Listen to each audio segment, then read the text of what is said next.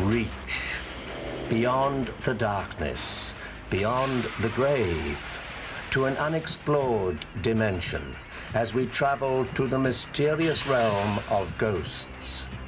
Journey with us into the world of ghost stories. Hello and welcome. I'm Patrick Macnee. There was a killing a day in Tombstone. But sometimes that rage lasts forever. Things have fallen off the wall, like picture frames, whiskey bottles. We even had a lamp fall out of the ceiling. I was counting the money at the cash register. I heard footsteps, turned around and wasn't anybody there. I am positive that there's at least one ghost in here, and every one of us has felt it. We've got a nickname for the ghost here, and we call him Felix. He's just as real as I am. It was the busiest city between St. Louis, Missouri and San Francisco, California. Many of these people that were murdered or killed were unknown and are to this day. Some of them were killed the very first night they arrived. If you are sensitive in any way, you will walk in and out of cold spots. This is an old country. A lot of hard luck stories and a lot of tragedies. Lights will come on and go off, doors will swing open. It's definitely a ghost town. Definitely a ghost town. You can't dismiss everything as coincidence. It's rather interesting. It's like walking through the town as it was during the 1880s. There was a time during the days of the early frontier when a frenzy for gold and silver reached a feverish pitch, and the six-shooter became the language of the day. But along with this quest for glittering gold came the inescapable tragedy of tarnished dreams. For most of us, the Old West is an era gone by. But here in Tombstone, Arizona, the colorful history of cowboys, saloons, gambling, and gunfights is still alive. Everyday local townspeople recreate life as it was in the 1800s. So is it possible that residents from the 1800s have found a way to create life in Tombstone today? The statement has been made that there was a killing a day in Tombstone for several years. There are many people in Tombstone who do definitely believe in the supernatural events, occurrences, the spirits, the ghost, if you will. I think the reason why there are so many occurrences of people seeing ghostly presences right now in the present time is because of the violent history that Tombstone had. You will always find that violence that has occurred in a home or in a community, that seems to bring out the ghosts more often than not. And the town of Tombstone was definitely no stranger to violence in the 1800s. Greed ran amok, and scores were settled with bullets and knives. This was a time when a nugget of silver was worth more than a man's life, and one man's death was another man's bread.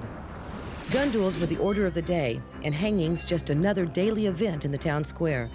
What bullets and ropes didn't take care of, diseases like yellow fever certainly did. Contrary to what we know as ghost towns, Tombstone is still pretty much alive. There was a time, however, when Tombstone was almost doomed to live down to its name. Tombstone lasted until about 1886 when the mines flooded, and of course then the economy started downhill.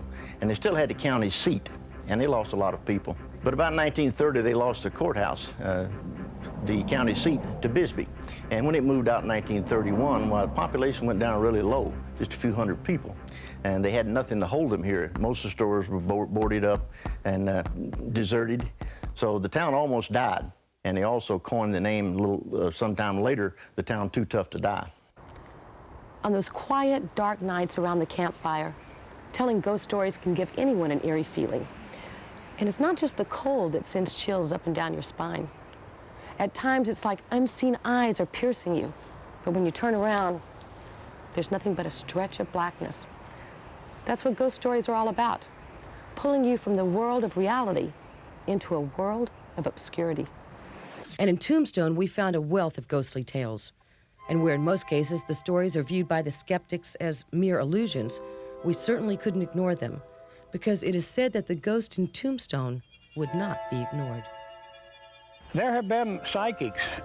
Came to Tombstone. We've taken them to the basement in Big Nose Kate's saloon, and to the bread and breakfast home, the Buford House, And the psychics get quite excited. They feel a great deal and sense a great deal, what they call the energy force. And they say they can point almost to the spot where the spirit or the entity is. I really began studying the ghostly phenomena and picked up some books on it after I began to have the images appear on my photography. About 11 or 12 years ago, we were photographing a series of pictures for possible publication in a travel magazine.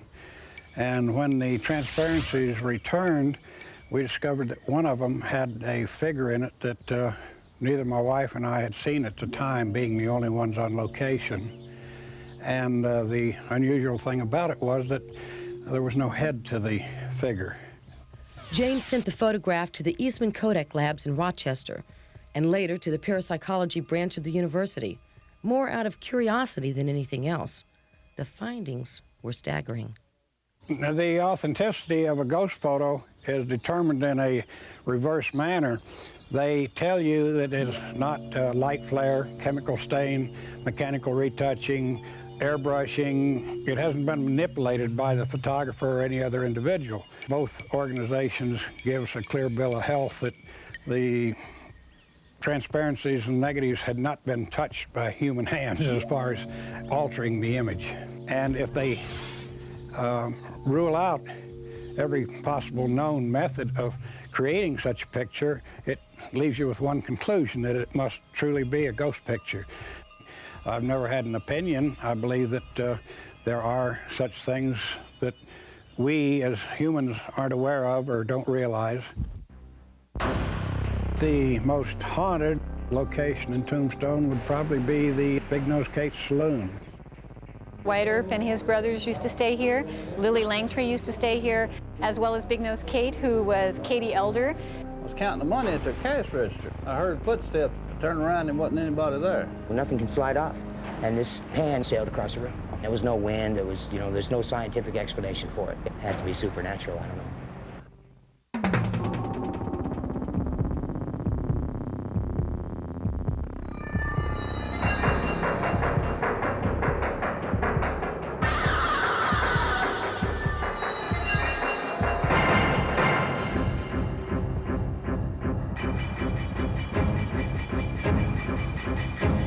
From just above Tombstone, you always hear an eerie sound. It's the constant moaning of the wind, as if it too has a story to tell. A story from the history of Tombstone that seems to still live today. I would say that the most haunted or entity-filled location in Tombstone would probably be the Big Nose Kate's saloon. Now, where you'd be lucky to find one person who would be happy to share a grisly story or two of ghostly experiences, we found plenty of people with stories galore at Big Nose Kate's. And it used to be the Grand Hotel back in the 1880s. It played a big part of history, as Wyatt Earp and his brothers used to stay here. Lily Langtry used to stay here. All of the McLowrys who were involved in the OK Corral gunfight were also very, very much guest here, as well as Big Nose Kate, who was Katie Elder. Her original name was Catherine Harrony, and she was Austrian royalty, and she was Doc Holliday's girlfriend back in the 1880s. Today, those who frequent Big Nose Kate's are very familiar with the constant visits from the very people who roamed these streets over a century ago. The bartenders claim that things have fallen off the wall, like picture frames, whiskey bottles. We even had a lamp fall out of the ceiling at one point in time. I was working in here one night and I was alone. I had closed up and was counting the money at the cash register. And the door was locked and I was the only one in, and I heard footsteps just as plain as day on the dance floor behind me. I turned around and wasn't anybody there. I said, all right, Mr. Ghost, if you'll just wait till I get through counting this money, I'll get out of here and let you have this place. And I'm not saying I believe in ghosts now, but I know I heard the footsteps and I was the only one in the place, Just as plain as day, I heard footsteps. And if Jerry's experience is a gentle reminder of Tombstone's cryptic past, Michael's experience wavers on the edge of calamity. I worked here maybe 3 weeks, and it was the first thing happened to me, about 3 weeks. And I was downstairs, and I was just climbing up a rope is what I was doing, and the rope inexplicably just gave way, and I landed on my back on the concrete. I have heard at 3 o'clock in the morning, been the only one in here at 3 o'clock in the morning, heard people run across this floor. And I come up here and there was nobody here. The door was locked. There was no one here. I was back here in the kitchen, and there's just a flat top refrigerator with no lip, I mean with a lip on the end of it so nothing can slide off. And this pan came off that one day and just came off of that and just sailed across the room. No reason. There was no wind. The doors were closed. There was, you know, there's no scientific explanation for it. So I got to believe it was something other than scientific, you know. It has to be supernatural. I don't know. Another incident, there was a bartender worked here, and he walked by to go lock the door, and he was the only one in here, seeing a cowboy in a duster leaning up against the bar. And he said, "You're going to have to leave. I'm closing up." When he got to the door, he realized that he was the only one in there. He turned back and looked, and he went across the street and called the manager and told him, "You can go lock the Big Nose case up. I'm not going back over there anymore." He hadn't been back since. I watched a girl, a bartender here that I bartended with, walk down this bar by herself, nobody around her, and she went, "Ooh," like somebody pinched her in the butt. I watched this, and he did. We've got a nickname for the ghost here, and we call him Felix.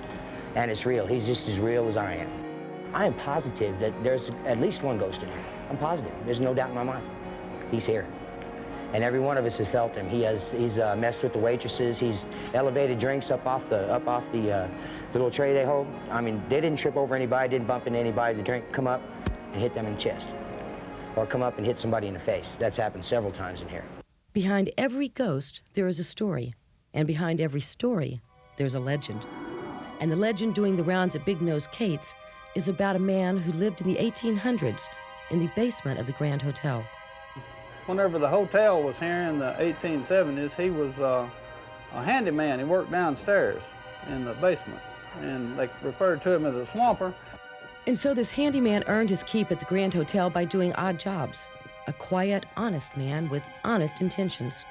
But as the saying goes, still waters run deep.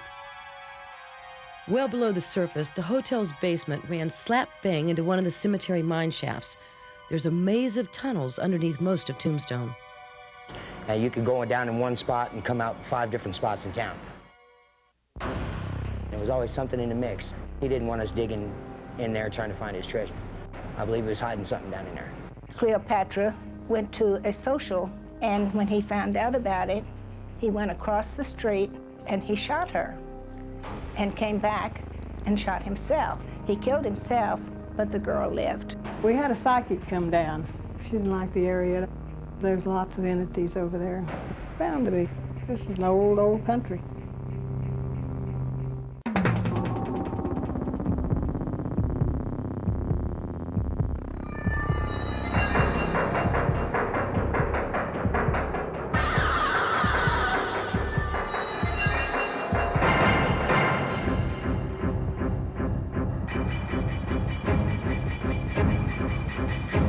It's here in his secret domain where the swamper spent painstaking hours over a number of years tunneling an entrance into one of the mine shafts.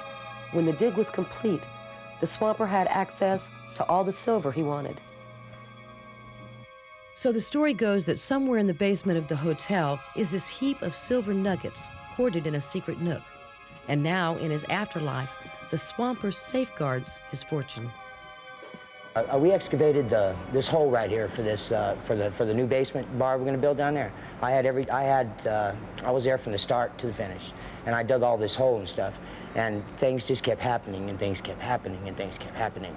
The machinery would break down, somebody would fall and get hurt. I fell and got hurt. Something would always happen. There was always something in the mix. What I believe is he didn't want us digging in there trying to find his treasure. I believe he was hiding something down in there. We've had employees that have had to access the downstairs basement stairs, and they've actually felt their ankle being grabbed on the 2nd or 3rd step from the bottom. I never have been a big believer in the supernatural at all. I believe that. You have to make me a believer. I got to see it. And I have felt, I mean, the goosebumps have come up. I felt icy winds in here, you know. Just an icy wind in the middle of a 100-degree day. Now, come on. Explain that to me. We didn't have to go too far from Big Nose Kate's to get another chill down the spine. And this time, love, jealousy, and rage add to an inconsolable gloom that hovers over the Buford House. In the upstairs hall, it is like a man with cowboy boots on, and he's walking the hall back and forth, and it's like it's on a hardwood floor.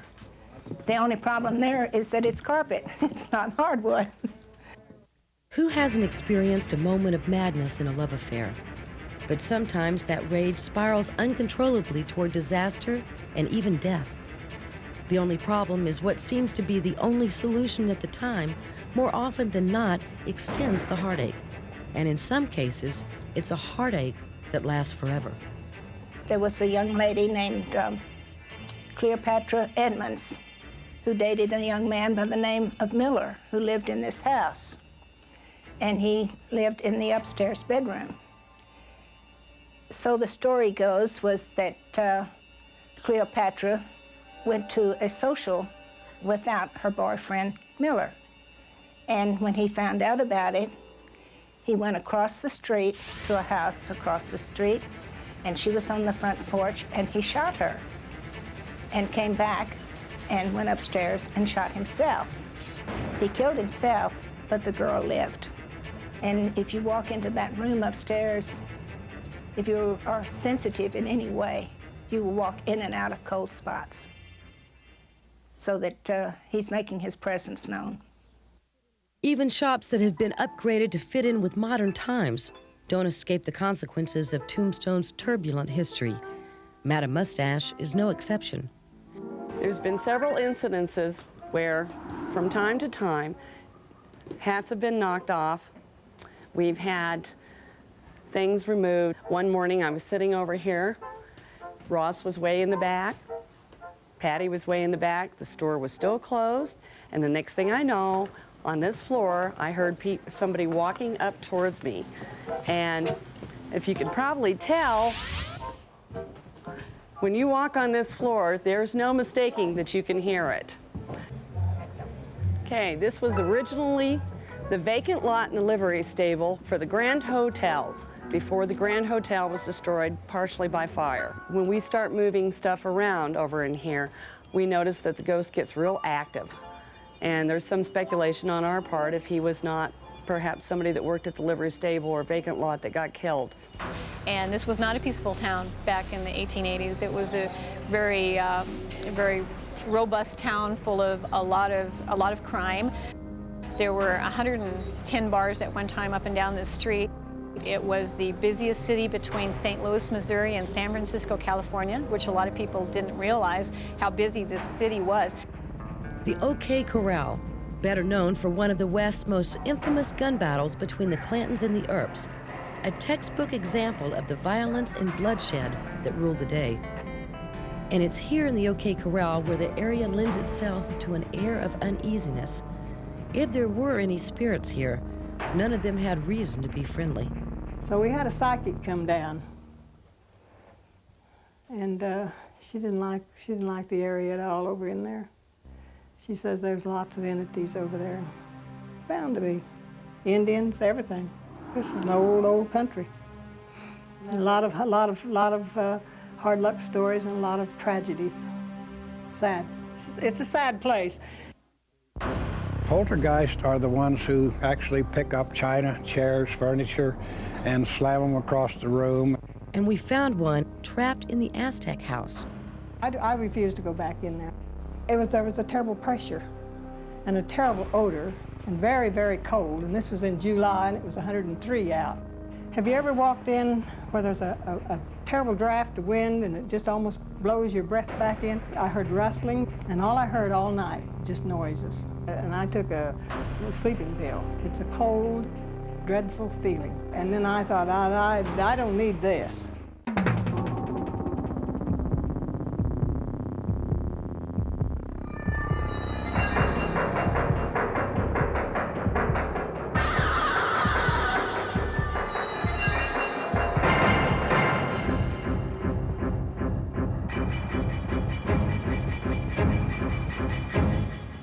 Contrary to what Hollywood makes them out to be, ghosts are not malicious or in the least bit cranky.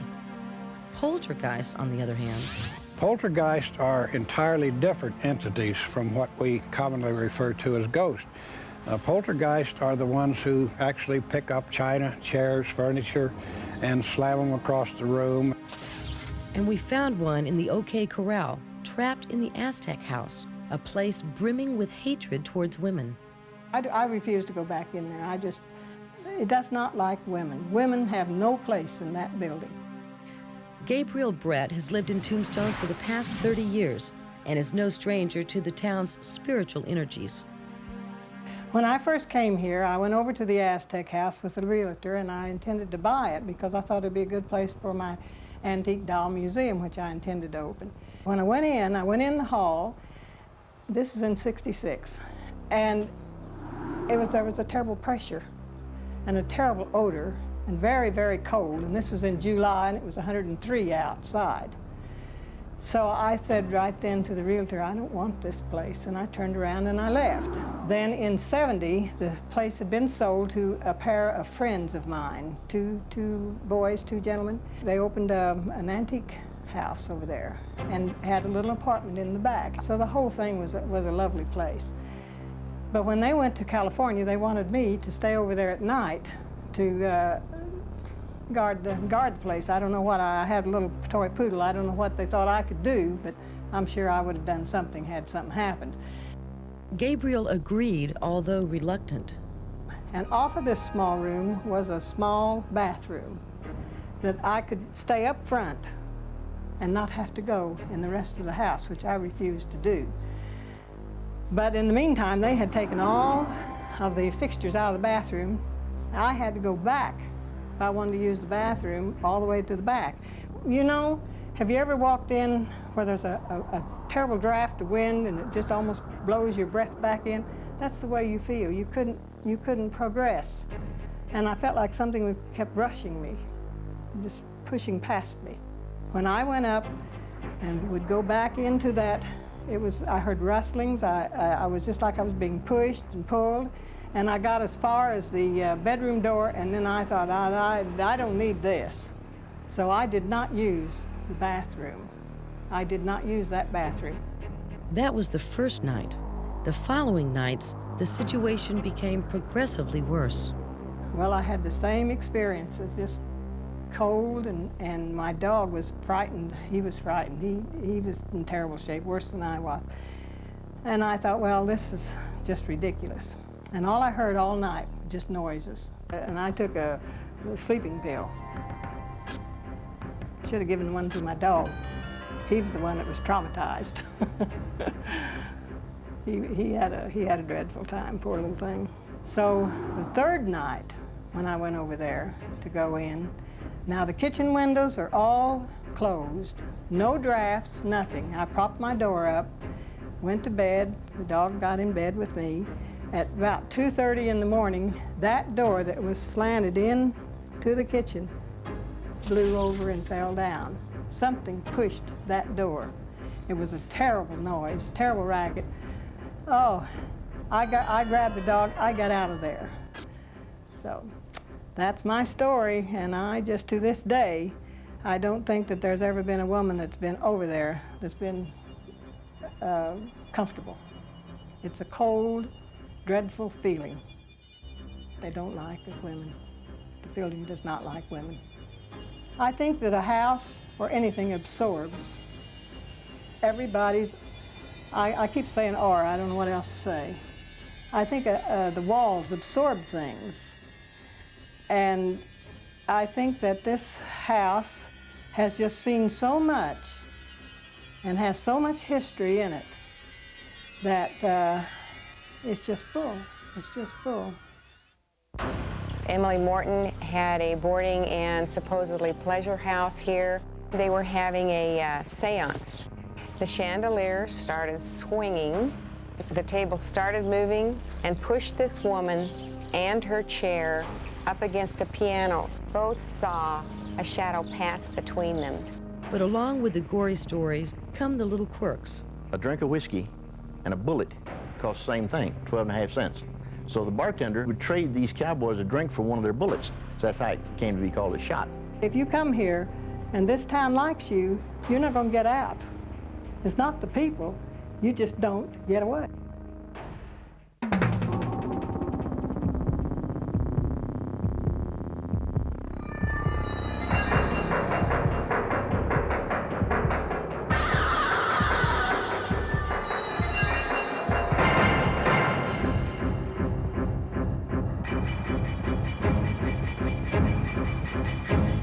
Victoria Collins bought this bed and breakfast in 1994. The house was originally built in 1880. Emily Morton had a boarding and supposedly pleasure house here, catering to the lawyers and judges right next door. Originally, the house consisted of 4 rooms, and it is in these 4 rooms where concealed energy erupts in frightening forms. I've witnessed a few things in one room that I thought was strange, and I didn't see anything, but it sounded like someone moving around and working with a paper bag, or it just wasn't regular night sounds. In the dining room, they were having a seance, and the table started moving, elevated, and pushed this woman and her chair up against the piano that was in this corner. And it wasn't a light table. It was a heavy, heavy old wooden table that, you know, it would take maybe 4 men to move it. And it just picked it up and pinned her right against the piano, and she ran out of the house and never came back. This was the mother that was pinned. Her daughter witnessed it. Her son witnessed it. And I met all these people about 2 months ago over in Sierra Vista. Nancy Garber, a medium and also a friend of Victoria, had a reading in the parlor one evening with a friend. While she was doing the reading, the chandeliers started swinging quite noticeably, and they both saw a shadow pass between them and then go around and go along the wall. From what we've learned about ghosts, this certainly didn't sound like a ghost that was in the house for sentimental reasons, as if there was still a score to be settled. One of the stories I heard about one of the original owners, Emily Morton, was that she was killed, but they, at the time, ruled it as a suicide.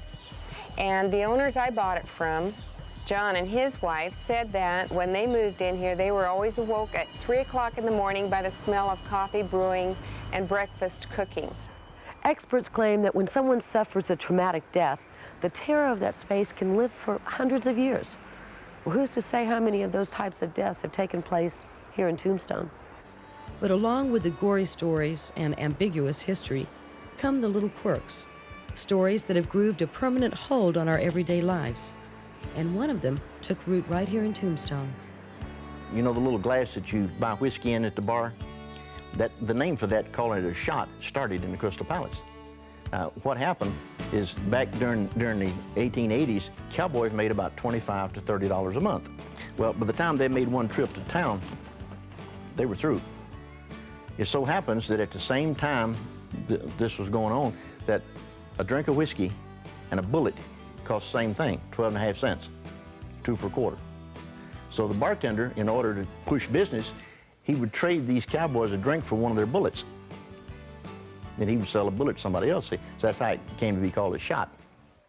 14 red velvet draped cages hung from the ceiling at the Birdcage Theater. And it is from these enclosed cages where courtesans entertained prospective clients in the 1800s. Closed to the public in 1889, the Birdcage may have lost its original splendor, but its skeleton nevertheless continues to leave you with a creepy feeling. Witnesses report unseen people talking and singing in the deserted rooms.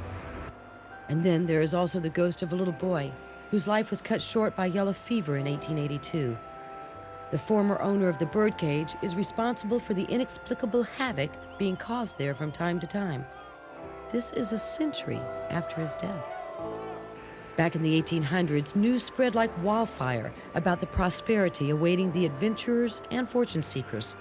From all over the world, people flocked to Tombstone, enticed by the shimmer of silver and expectations of wealth. Perhaps the mournful cries of Tombstone's history echoes loudest on these countless graves. Dozens of men who died and were buried, nameless and unknown, here at famous Boot Hill. Many of these people that were murdered or killed were unknown and are to this day because they came to this town, they were minors, they probably didn't carry identification, they weren't known when they got to town, and some of them were killed the very first night they arrived. So when you found a dead body, he had nothing except money or keys or whatever on him, and you didn't know who he was. So they had a practice here. The funeral parlors that took care of the burying for the county or whatever would put him on a cooling board. Now, a cooling board, to young people, is a board that the undertakers used to use to put a body on while it went through rigor mortis and came out again, so they could handle and move it and embalm it and all this stuff. So they put this dead body that they didn't know who was on this cooling board, and the people in town for 2 days would come and see if they knew who he was. And if they did, they would put a marker up with his name on it. If they didn't, he was buried in unknown. While Tombstone holds its audience in a bizarre grip of awe, they say that Tombstone leaves a permanent impression on whoever decides to come and live here. If you come here and this town likes you, you're not going to get out. It's not the people, you just don't get away. I do believe that there are the spirit world, that there's life hereafter, and none of us know exactly what that life consists of. I'm sure there's people that have disappeared and nobody's ever heard of before, right?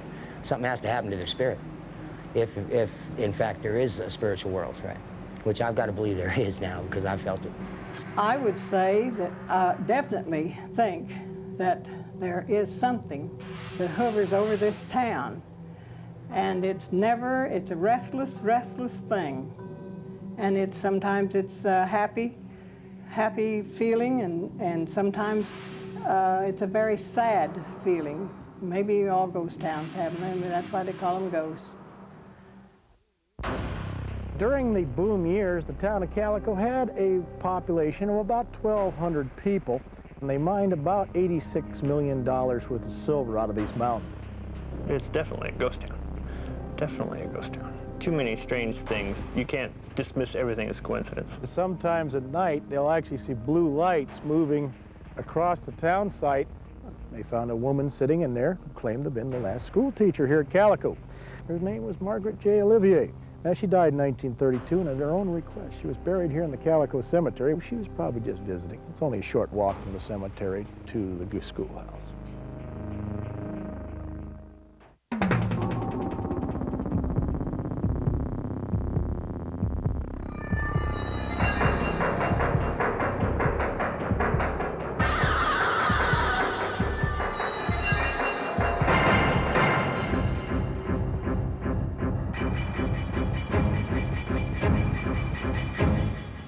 During the boom years, the town of Calico had a population of about 1,200 people, with the mining district having a population of a little over 5,000 people. In the Mojave Desert, the heat and the silence can be overwhelming. And for long stretches of time, the only noticeable movement is the faint stirring of the tumbleweeds, rambling on to some unknown destination. Now, Calico is a very uproaring town because the entire main street of Calico is only about a quarter of a mile long, but on that street there was about 22 saloons during the boom years. In the middle of the desert lies another ghost town, Calico, they call it. And in its heyday, this was another town where the desire for silver overruled the scorching sun, freezing nights, and horrible living conditions. Between 1881 and 1907, they mined about $86 million worth of silver out of these mountains. I don't really know a whole lot about, ghost phenomena and that kind of thing, but one theory along those lines is that people who had hard lives or died, violent or unnecessary deaths, they end up being trapped on this level. And between the outbreak of cholera, the miserable conditions in the mines, and the fierce competition between fortune seekers, this theory was certainly tested out. The mining town of Calico had more than their share of unnecessary deaths. I always feel like there's something else here. At nighttime, everything's locked up. There's no traffic up here, really. And yet lights will come on and go off. Doors will swing open. You'll walk past a building and check the lock, and walk back through an hour later and the lock's gone. Just lots of really weird things. Visited by people from all over the world, Calico offers a historical glimpse into the old Wild West. And during the day, the town appears to be calm on the surface. But at night, when Calico is empty, the facade falls. Pretty rough little area here. What happens is sometimes at night, they'll actually see blue lights moving across the town site without regard to where the ravines are. So how can anyone walk through the town with a light and not go up and down with the canyons? But basically, the lights seem to be floating, and if you try to follow them, they cross a ravine in such a way that you can't follow them. If you look right behind us here, just down the hill there, you'll find what's left of the old Spanish trail, Mormon trail, among many others. And those trails were used, as far back as maybe 50,000 years ago. So man has been going through this area almost continuously during that period. There's been many things that happened here, a lot of history. It's definitely a ghost town. Definitely a ghost town. Too many strange things that, I mean, you can't dismiss everything as coincidence. Okay, an interesting thing happened here in this building in 1992. A couple of our guests came up, and during the weeks, we don't usually have a school marm here within the building. Well, that day, they found the door open, walked into the building, and what did they find? They found a woman sitting in there who claimed to have been the last school teacher here at Calico. Well, they talked to her for about 45 minutes, took some photographs with her, took them home, had them developed. The only problem is when they had the photographs developed, they found that where the teacher was supposed to be, there was only a blank space. Well, this is interesting because the last school teacher here at Calico, her name was Margaret J. Olivier. Now, she died in 1932, and at her own request, she was buried here in the Calico Cemetery, which is just below the town. So if she was up here in 1992, she was probably just visiting. It's only a short walk from the cemetery to the schoolhouse. Several times after the place has been closed down for the night, the doors will rattle, the locks will move. They've gone in the next day and they'll find that some of the costumes have been moved around on the racks. Now here in the Calico Playhouse, one of the women actors was supposed to go backstage and light a candle. Well, when she got backstage, she found that the candle had already been lit. When she asked the other actors, they all denied. Now, Mrs. Lane actually lived in the house. They say that they hear people and things moving around and walking within the building, but when they check, there's nobody there. Back in the mining days, they did have a couple of cave-ins that people were trapped and never brought out. Understand one of them here, and then one of them over on the other side of the hill over there. It's rather interesting. It's like walking through the town as it was during the 1880s.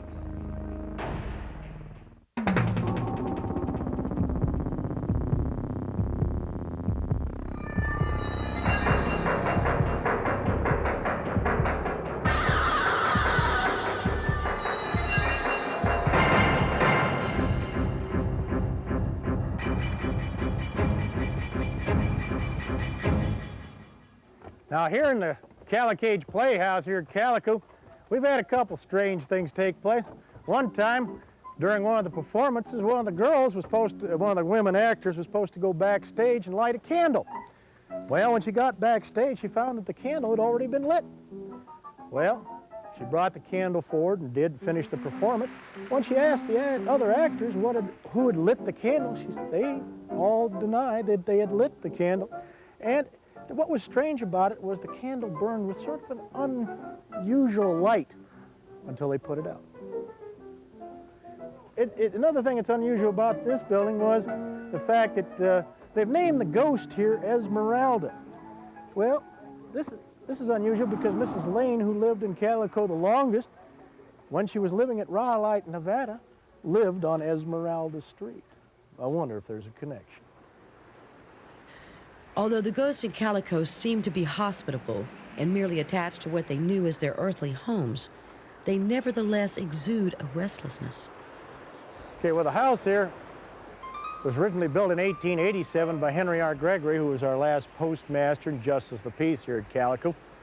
Now, Mrs. Lane actually lived in the house from 1920 through 1967, a period of 47 years.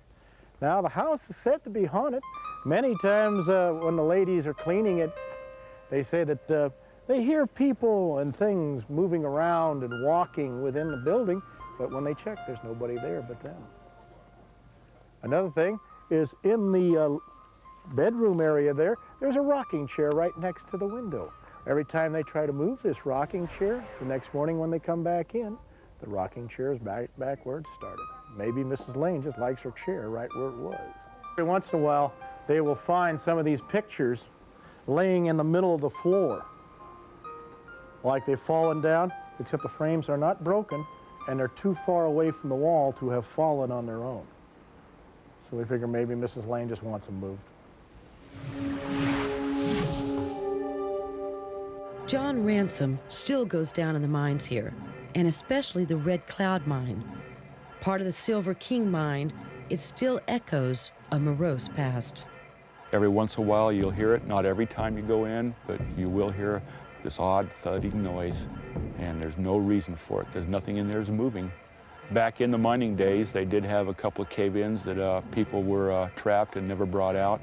Understand one of them here, and then one of them over on the other side of the hill over there at the Waterman mine. And to this day, they're still there. I think the best time to be here at Calico is at night, especially on a full moonlit night when the town's lit. It's rather interesting. It's like walking through the town as it was during the 1880s. In fact, you always get the feeling that maybe somebody's going to step out and offer you a cold one from one of the old saloons.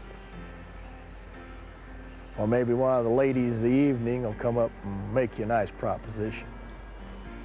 Because, see, Calico never really became a ghost town because there was always somebody living here.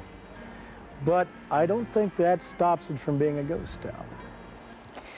Doomed to roam restlessly between the world of the living and the world of the dead, ghosts continue to haunt our imagination and hold our fascination.